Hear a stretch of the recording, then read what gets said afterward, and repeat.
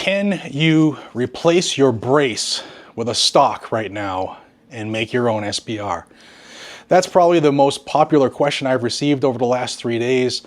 And I figured, because of the amount of people who are confused, I'm going to try to get everybody on the same page here when it comes to this ruling we had out of Texas about the NFA.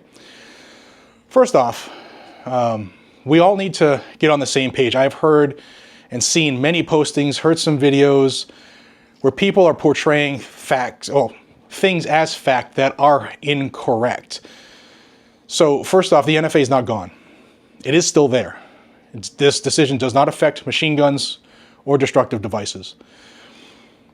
Now, there are a lot of FFLs, probably 95 to 98% of FFLs in this country are not transferring anything yet, and for good reason, because there has been no guidance on how to do things to satisfy the law that governs their businesses. So don't be that person like kicking the door in at your FFL and calling them this and that because they won't transfer you a silencer or suppressor or something like that.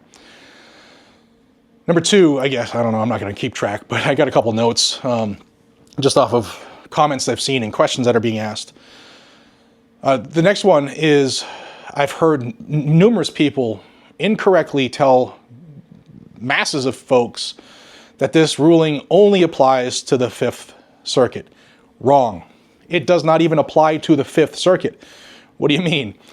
When you get an injunction that is in a court, sometimes it is specific to that district, that circuit. That's not what happened here.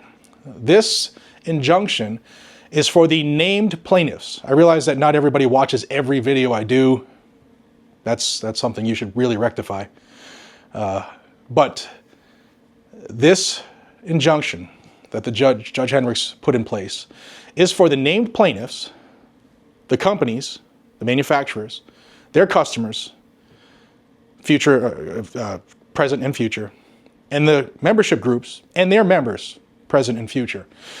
And that's why I'm telling everybody, join GOA, join Second Amendment Foundation, join Firearms Policy Coalition, join Citizens Committee for the Right to Keep and Bear Arms, join the American Suppressor Association, join all these groups, join the National Rifle Association. NRA 2.0 is doing a lot of good stuff out there, guys and gals. So that's incorrect. It is not just to the Fifth. It is everybody in all the states if they are members or customers of the named plaintiffs. $25 gets you a membership per GOA, SAF. I think FPC is $25. It's not a lot. There are a lot of people that will immediately say, I can't afford that. And I feel you, believe me, it's a tough time in America right now. But skip a Mocha Joca latte, and get yourself some injunctive relief from the NFA. So that's another thing. Like, guys, on my channel, I actually read the decisions, the rulings, the filings, the lawsuits. I read them all, word for word, and I tell you what's in them. And that's one of the things I've gone over many, many times. It covers everybody if you are named plaintiff, customer, member of the organization.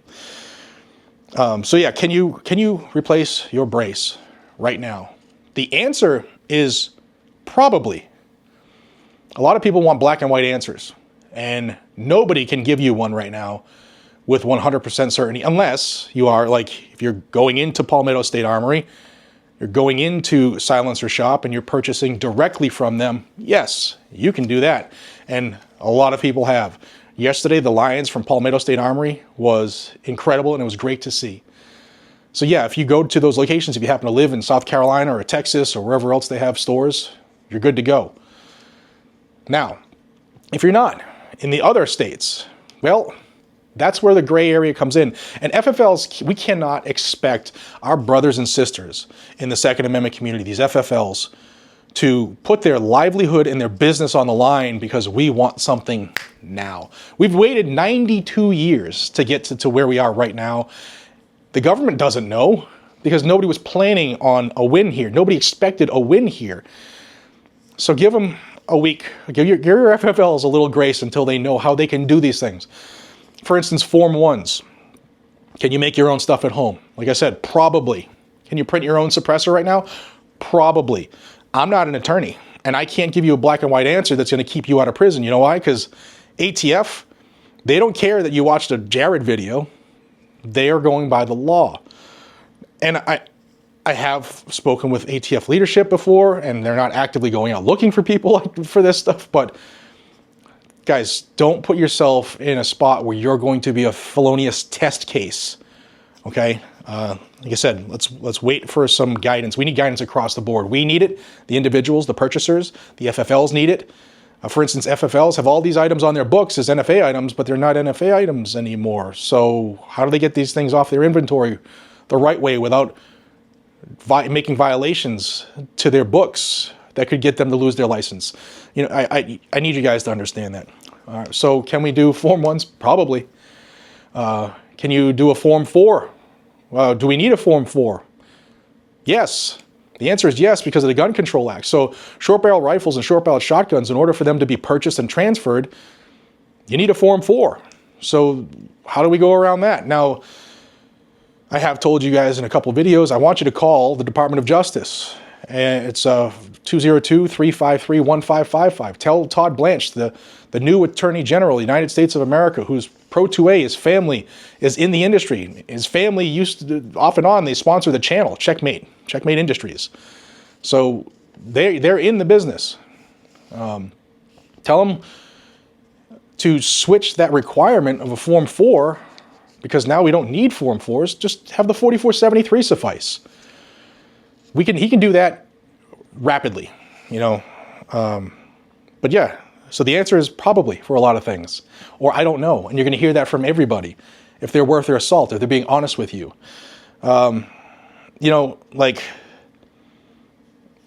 we're in a gray area. It's taken us 92 years to get here. This is the biggest Second Amendment win in a century. Let's let it get done correctly so that we don't give the other side ammunition to try to undo things when they get a little power switch. You know what I mean? I will keep you in the loop every single step of the way. I have reached out to DOJ. I have reached out to ATF. I know all the groups involved are trying to get guidance as well. They're going to have to give guidance. And you know what? Call the White House too, 202-456-1111. Hey, President Trump, thank you for the biggest win in Second Amendment history. Now we need guidance so that we, the people, can actually start buying and making and transferring these items that are protected by the Constitution. You know, they've done a great job. They really have to get us where we are. Andrew Clyde, Congressman Clyde, you know, these groups that put forth a lot of money to get this lawsuit to where it was.